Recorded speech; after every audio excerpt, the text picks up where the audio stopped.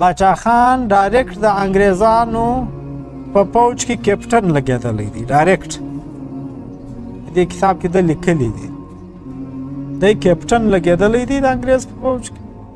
د پلارم خان و ورور یې په انګلینډ کې و نو دی لیکي وایي موږ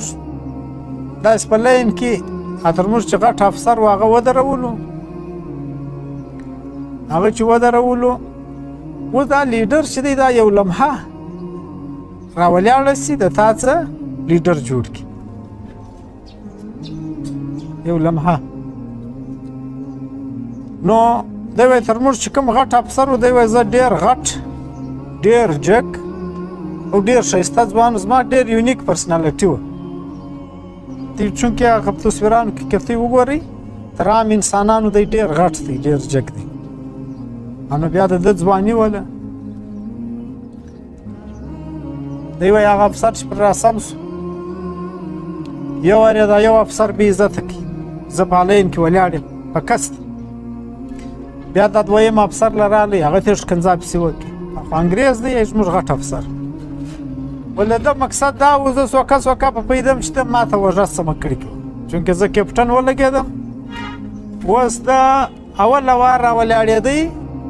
زه مقصد خو زه یم خدای اوس پر ترتیب را روان دی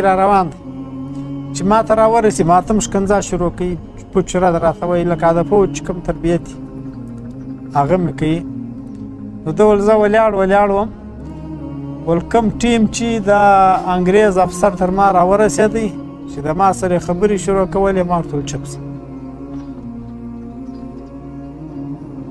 ما ورته وویل چپ شه ولې